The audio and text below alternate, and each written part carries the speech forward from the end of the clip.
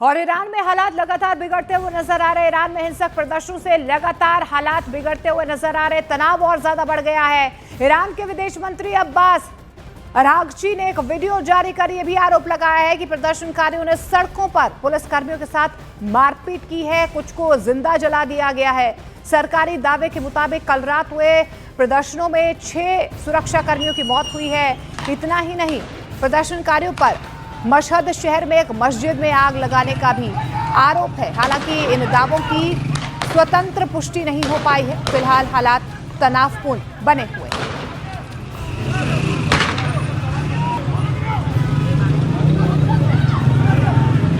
तो ईरान में हिंसक प्रदर्शनों से लगातार हालात बिगड़ते हुए नजर आ रहे हैं। प्रदर्शनकारियों ने पुलिसकर्मियों को पीटने के बाद उन्हें जिंदा जला दिया है और यही वजह है कि लगातार जो है ईरान में हालात बिगड़ते हुए नजर आ रहे हैं।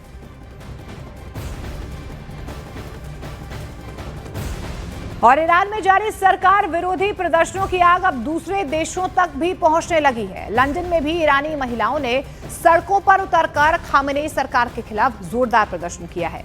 लंदन के डाउनिंग स्ट्रीट में ब्रिटेन के प्रधानमंत्री आवास के करीब ईरानी महिलाओं ने प्रदर्शन किया है और इस दौरान प्रदर्शनकारियों ने हाथों में तख्तियां और बैनर लेकर ईरान में महिलाओं और आम नागरिकों पर हो रहे कथित अत्याचारों के खिलाफ आवाज बुलंद की है। इसके अलावा ईरानी दूतावास के बाहर भी प्रदर्शन हुआ है, जिसमें एक प्रदर्शनकारी ने ईरानी दूतावास का इस्लामी गणराज्य का झंडा हटाकर 1969 की इस्लामी क्रांति से पहले इस्तेमाल होने वाला झंडा फहरा दिया। सोशल मीडिया पर अब ये वीडियो लगातार वायरल हो रहा है। वायरल वीडियो में प्रदर्शनकारी ने शेर और सूरज के निशान वाला तिरंगा झंडा लगाया। इसके अलावा आपको ये भी बता दें कि जो लोग वहां पर मौजूद थे उनकी तरफ से ये कहा गया है कि झंडा कई मिनट तक दूतावास पर लगा रहा, जिसके बाद उसे हटा दिया गया।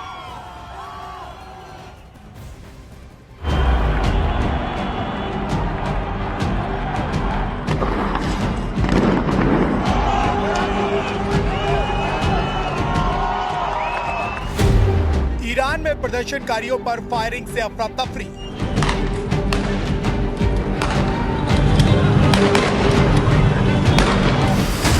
ईरान में शहर शहर खामनेई के खिलाफ जन विद्रोह तेज।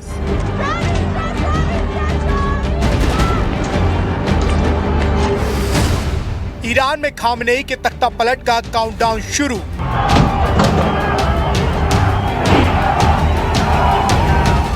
ईरान में हालात लगातार बेकाबू होते जा रहे हैं। एक तरफ सर्वोच्च नेता अयातुल्लाह अली खामनेई के खिलाफ जन विद्रोह तेज हो चुका है, तो दूसरी तरफ आंदोलन को कुचलने के लिए ईरान के सुरक्षा बल पूरी तरह एक्शन में है। बीते 14 दिन से जारी यह विरोध प्रदर्शन अब हिंसक मोड़ ले चुका है, जहां सड़कों पर गोलियां, धुआं और आग का मंजर साफ देखा जा सकता है।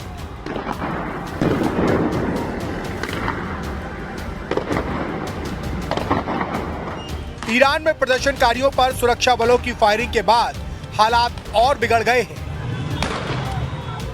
चश्मदीदों के मुताबिक गोलियों की आवाज के बीच लोग जान बचाकर इधर उधर भागते नजर आए। इस फायरिंग के बाद कई इलाकों में अफरा तफरी मच गई और दहशत का माहौल बन गया। जानकारी के मुताबिक सिर्फ बीते 2 हफ्तों में 72 लोगों की मौत हो चुकी है। ईरानी मीडिया रिपोर्ट्स के मुताबिक तेहरान में प्रदर्शनकारियों ने जमकर तोड़फोड़ की। प्रदर्शनकारियों के निशाने पर कई मस्जिदें, बैंक, सरकारी इमारतें और सरकारी गाड़ियां थी। सभी को या तो जला दिया गया या नुकसान पहुंचाया गया। ईरान में महिलाओं का गुस्सा भी खुलकर सामने आ रहा है। खामनेई की तस्वीरें जलाकर सिगरेट सुलगाना अब शासन के खिलाफ बगावत का प्रतीक बन चुका है। सड़कों पर महिलाएं नारेबाजी करते हुए सत्ता को सीधी चुनौती देती दिखाई दे रही हैं। प्रदर्शन के दौरान रजा पहलवी वापस आएंगे जैसे नारे भी लगाए जा रहे हैं। खामेनेई के खिलाफ विरोध प्रदर्शन सिर्फ ईरान तक सीमित नहीं, लंदन में भी ईरानी दूतावास के बाहर ईरान सरकार के खिलाफ विरोध प्रदर्शन तेज हो गए हैं। इस दौरान एक प्रदर्शनकारी ने ईरानी दूतावास का इस्लामी झंडा हटाकर 1979 की इस्लामिक क्रांति से पहले इस्तेमाल होने वाला झंडा फहरा दिया, जिसमें सूर्य और शेर का चिन्ह है, जो पहलवी राजवंश और फारसी इतिहास का प्रतीक है। इस बीच ईरान के निर्वासित युवराज रजा पहलवी ने ईरान की जनता से फिर विरोध प्रदर्शन का आह्वान किया तो अमेरिका के राष्ट्रपति भी फुल एक्शन में हैं। न्यूयॉर्क टाइम्स की रिपोर्ट के दावे के मुताबिक डोनाल्ड ट्रंप को ईरान पर सैन्य हमले के विकल्पों को लेकर जानकारी दी गई है। उधर ईरानी मीडिया के दावे के मुताबिक अगले हफ्ते ईरान पर अमेरिका हमला कर सकता है, यानी अमेरिका भी एक्शन की तैयारी में है। अमेरिका के इस कदम से पश्चिमी एशिया में तनाव बढ़ सकता है। ईरान में महंगाई को लेकर चल रहे विरोध प्रदर्शन देशव्यापी हो चुके हैं।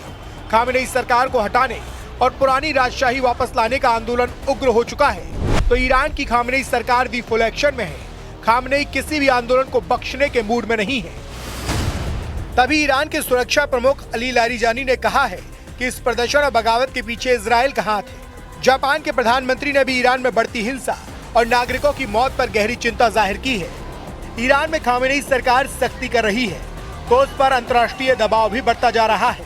ईरान में जारी बगावत की आग अब सिर्फ सड़कों तक सीमित नहीं है, बल्कि पूरी दुनिया की नजर इस संकट पर टिकी हुई है।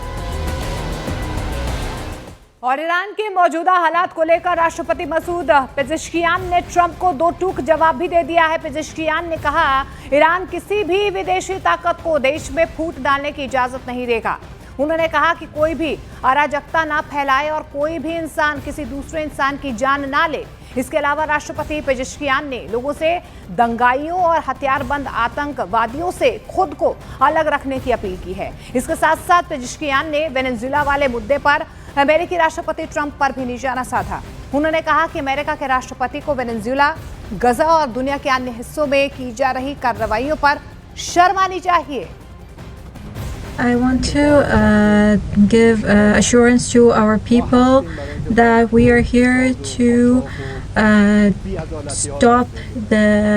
to get rid of the violations that are happening inside and outside.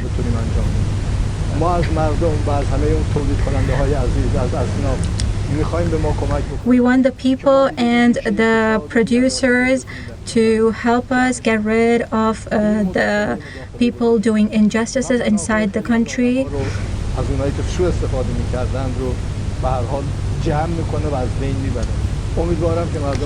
We hope that the people will help us. और ईरान में जारी विरोध प्रदर्शनों का इजरायल के पीएम नेतन्याहू ने समर्थन किया है। नेतन्याहू ने कहा है कि ईरान में हो रहे प्रदर्शनों पर इजरायल करीबी नजर बनाए हुए है और ईरानी लोगों की हत्या की कड़ी निंदा करता है। इसके साथ साथ नेतन्याहू ने ईरानी सुरक्षा कर्मियों के एक्शन के खिलाफ एकजुट खड़े प्रदर्शनकारियों की जमकर तारीफ की है। उन्होंने कहा कि इजरायल की जनता और पूरी दुनिया ईरान के लोगों के अद्भुत साहस को देखकर हैरान है। साथ ही नेतन्याहू ने खामेनेई सरकार हटने के बाद ईरान के साथ अपने रिश्तों को फिर से सुधारने की उम्मीद जाहिर की। ישראל עוקבת בדריכות על הנעשה באיראן. הפגנות למען החירות התפשטו ברחבי המדינה. העם בישראל, העולם כולו, משתאה מול הגבורה האדירה של אזרחי איראן. ישראל תומכת במאבקם לחופש ומגנה בתקיפות את מעשי הטבח ההמוני באזרחים חפים מפשע. כולנו תקווה שהאומה הפרסית תשתחרר מקרוב מעול העריצות, וכשיום זה יגיע, ישראל ואיראן יחזרו להיות שותפות נאמנות בבניית עתיד של שגשוג ושלום לשני העמים. और इन प्रदर्शनों के बीच ईरान ने अमेरिका को भी कड़ी चेतावनी दी है। उन्होंने कहा है कि अगर उस पर हमला किया गया तो वह अमेरिकी सैनिकों और इजरायल को निशाना बनाएगा। ईरानी संसद के अध्यक्ष मोहम्मद बाकर कालिबाफ ने कहा है कि अगर अमेरिका ने हमला किया तो इलाके में मौजूद सभी अमेरिकी मिलिट्री बेस, शिप्स और इजरायल हमारे टारगेट पर होंगे। ये बयान संसद के लाइव सत्र के दौरान दिया गया, जहां पर सांसद डेथ टू अमेरिका के नारे लगा रहे थे। कालिबाफ ने ईरान की सुरक्षा एजेंसियों की तारीफ करते हुए कहा कि उन्होंने हालात में मजबूती से काम किया है। प्रदर्शनकारियों को चेतावनी दी है कि गिरफ्तार किए गए लोगों से सबसे सख्त तरीके से निपटा जाएगा और उन्हें कड़ी सजा दी जाएगी।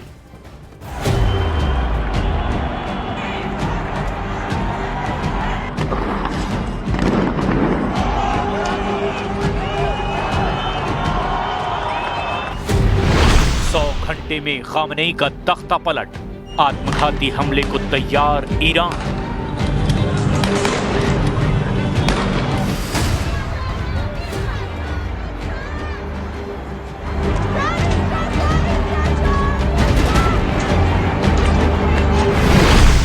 2 हफ्ते से ईरान इसी तरह से चल रहा है।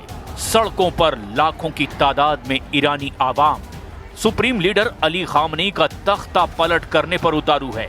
ईरान के सभी 31 प्रांतों में मौजूद ईरानी सरकार और 37 साल से चले आ रहे खामनेई शासन को खत्म करने के लिए ईरान की आवाम सड़कों पर उतरी हुई है और अब जान तक देने को तैयार है। कुछ रिपोर्ट्स में दावा किया गया कि 86 साल के ईरानी सुप्रीम लीडर अली खामनेई को एहसास हो गया है कि ईरान से उनका शासन जा सकता है।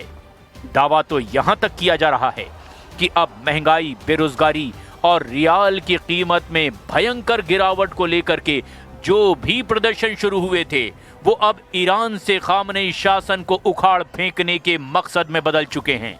इधर खामनेई ने प्रदर्शनकारियों को दंगाई और गुंडा कहना शुरू कर दिया है, जबकि ईरान के जनरल प्रोसिक्यूटर काज़ेम मोवादेह आजाद ने हिंसक प्रदर्शनों में शामिल प्रदर्शनकारियों को खुदा के खिलाफ युद्ध छेड़ना कह दिया। ईरानी प्रदर्शनकारियों ने रात में ईरानी शहर मशहद में एक मस्जिद में भी आग लगा दी। इधर ईरानी सरकार और शासन ने अमेरिकी राष्ट्रपति ट्रंप की तरफ से हमले की धमकी के बाद से ये कहना शुरू कर दिया कि अब ईरान कभी भी इजराइल और अमेरिका दोनों पर हमले कर सकता है और ईरान की तरफ से ये हमले बेहद विनाशक होंगे। जानकारों का दावा है कि अगले 100 घंटे में खामनेई के शासन को खत्म करने की पूरी कोशिश हो सकती है, जबकि खामनेई शासन अपने वजूद को दांव पर लगाकर अमेरिका और इजराइल पर एक साथ बड़ा हमला कर सकता है। ये हमला ईरान के लिए किसी आत्मघाती हमले से कम नहीं होगा, क्योंकि ऐसे हालात में अमेरिका और इजराइल ईरान को बुरी तरह से तबाह कर सकते हैं। ईरान में सर्वनाश शुरू, खामनेई के खिलाफ खूनी जनक्रांति। ईरान में बीते 3 दिनों से प्रदर्शनकारियों के खिलाफ हो रही कार्रवाई बेअसर नजर आ रही है। 10 जनवरी और 11 जनवरी को भी बड़ी संख्या में प्रदर्शनकारी सड़कों पर उतरे हैं।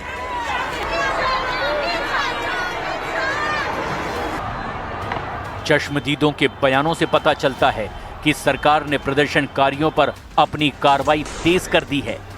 ईरान सरकार के विरोध प्रदर्शनों को रोकने की कोशिश में इंटरनेट सेवाएं बंद कर दी गई है। राजधानी तेहरान समेत इस वक्त पूरे ईरान में 200 से भी ज्यादा जगहों पर भयंकर कोहराम मचा हुआ है। जो ईरानी इस वक्त सड़क पर खामनेई शासन का तख्ता पलट करने की कस्में खा रहे हैं, वही ईरानी किसी वक्त खामनेई के कट्टर समर्थक थे और खामनेई के लिए मरने मारने के लिए उतारू थे। लेकिन 28 दिसंबर 2025 से महंगाई, बेरोजगारी और रियाल की गिरती कीमतों ने प्रदर्शन को ऐसे भड़काया कि अब ईरान पर 44 साल से सत्ता का केंद्र रहे खामनेई शासन को ही उखाड़ फेंकने की कस्में खाई जा रही है। ईरान में हालात बेहद तनावपूर्ण और विस्फोटक बने हुए हैं। महंगाई और आर्थिक बदहाली से शुरू हुआ ये आंदोलन अब सीधे इस्लामी शासन को उखाड़ फेंकने के नारे में बदल चुका है। ईरानी शासन के सख्त आदेश और कानूनी कार्रवाई ने अब ईरान में हालात और बदतर बना दिए हैं। ईरानी शासन ने प्रदर्शनों को कुचलने के लिए जीरो टॉलरेंस की नीति अपनाई है। हिंसक प्रदर्शन को काबू करने के लिए ईरान की पुलिस के साथ साथ IRGC को भी सख्ती से निपटने के आदेश दे दिए गए हैं।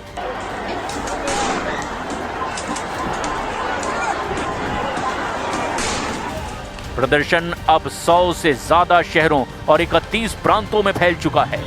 14 दिन से चल रहे हिंसक प्रदर्शनों में 14 जनवरी 2026 तक के आंकड़ों के मुताबिक अलग अलग दावे किए जा रहे हैं।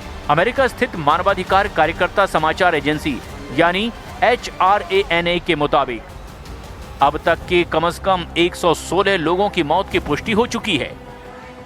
कुछ मीडिया रिपोर्ट्स और स्थानीय डॉक्टरों जैसे कि तेहरान के अस्पतालों से मिली कुछ और जानकारी में दावा किया गया कि मरने वालों की संख्या 217 से ज्यादा हो सकती है। रिपोर्ट का दावा है कि मारे गए लोगों में कम से कम 37 सुरक्षा कर्मी हैं, जिनमें IRGC, बसिज मिलिशिया और पुलिस अधिकारी भी शामिल हैं। मशहद, हमदान, और बंदर अब्बास में भी प्रदर्शनकारियों और सुरक्षा बलों के बीच में हथियारों के साथ झड़पें हुई है।